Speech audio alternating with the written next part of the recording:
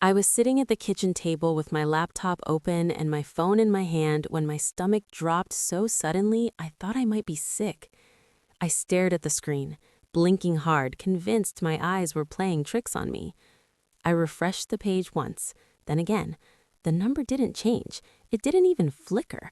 My bank balance read $0. Not low, not pending, zero. 4 years of working, saving, planning, gone. The house was quiet in that normal morning way. The hum of the fridge, the soft clink of my dad's spoon against his coffee mug, my mom flipping through a magazine. Everything looked exactly the same, but my entire future had just disappeared. "Dad?"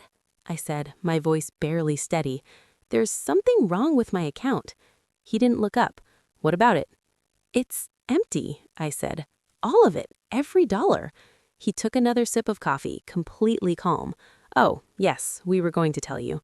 My mom lowered her magazine and nodded, like this was a small inconvenience, not a disaster. "Your sister needed help. The wedding venue deposit was due and it was non-refundable." I felt like I'd been punched. That was my money. My dad finally looked at me, his expression flat, almost bored. "It was a joint account. We're your parents. We had the right to make that decision." I swallowed hard. I worked for that money. I've been saving since I was 15. My mom sighed, the way people do when they think you're being unreasonable. "You're young. You'll make it back. Your sister needed it more." And then my dad said the words I will never forget. "We used your savings on someone more worthy." I didn't know my grandfather was standing in the hallway behind us, listening to every word. My name is Lily. I was 19 years old. I had just finished my first year at community college and was preparing to transfer to a 4-year university to study biomedical science.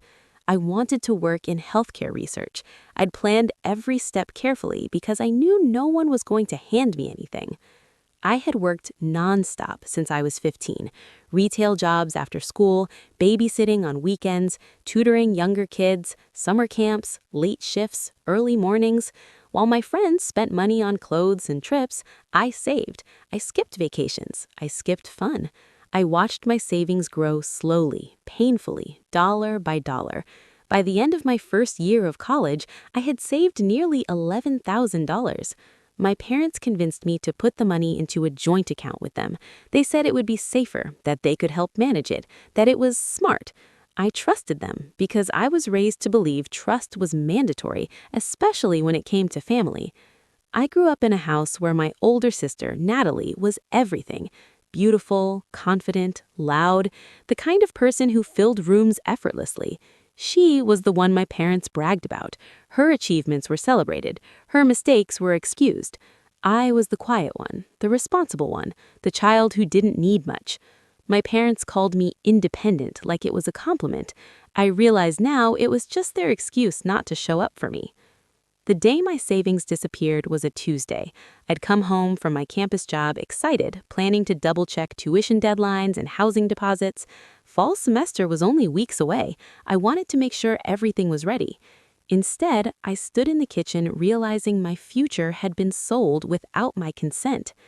Natalie walked in halfway through the conversation. She'd clearly been listening from the hallway. "Seriously?" she said, rolling her eyes. "You're freaking out over money?" "That money was for my education," I said, my hands shaking. She scoffed.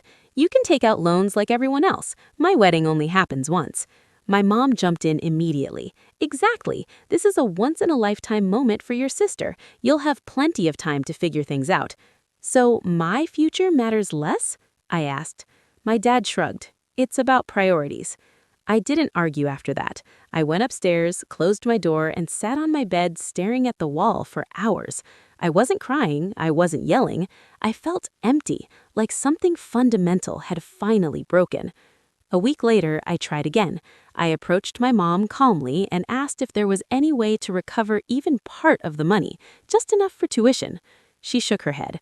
"It's spent. Contracts are signed. You need to move on." That night, while looking for my charger, I saw my mom's phone light up on the couch. A message preview caught my eye. "Lily's account should cover the remaining deposit and florals." My hands started shaking as I opened the phone. A group chat. My mom, my dad, Natalie, messages dated months back, discussions about how much money I had, when to withdraw it, what they'd use it for, jokes about how I wouldn't notice right away. I wasn't included in a single message. I took screenshots of everything and put the phone back exactly where it was. The following Sunday, my extended family came over for dinner. My aunt smiled at me. "How's school, Lily? Are you excited for university next year?" Before I could answer, my dad spoke for me. "She's taking a break, needs more time before she's ready." "That's not true. I was ready until—" "Enough," my mom snapped. Natalie laughed. "She's just mad we used her savings for my wedding." The table went completely silent. My grandfather sat at the head of the table. He set his fork down slowly. He didn't raise his voice, he didn't say anything yet, but the look on his face made my chest tighten. It wasn't anger, it was disappointment. A few days later, Natalie came to my room. "You're really going to hold this against me?" she asked. "Do you know how stressful wedding planning is?"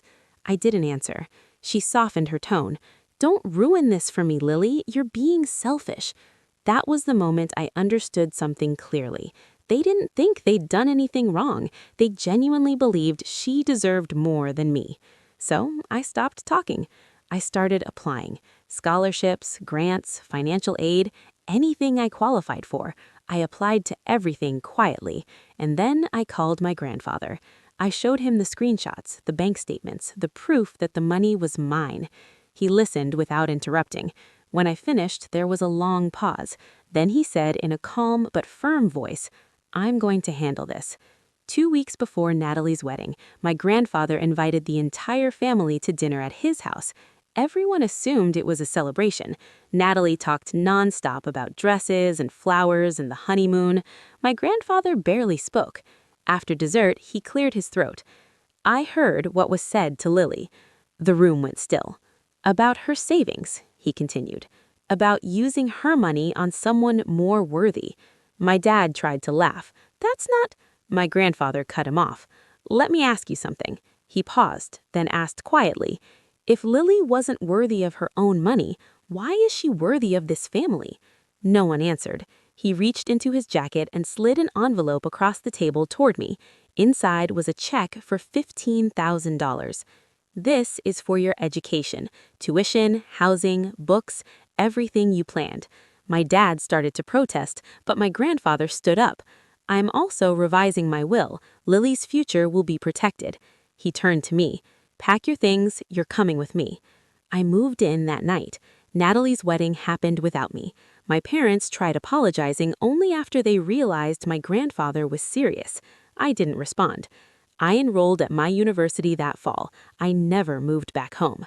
For the first time in my life, someone chose me, not because I was easy, but because I mattered. And I learned something I'll carry forever. Independence doesn't mean doing everything alone. It means walking away from people who don't value you and choosing the ones who do.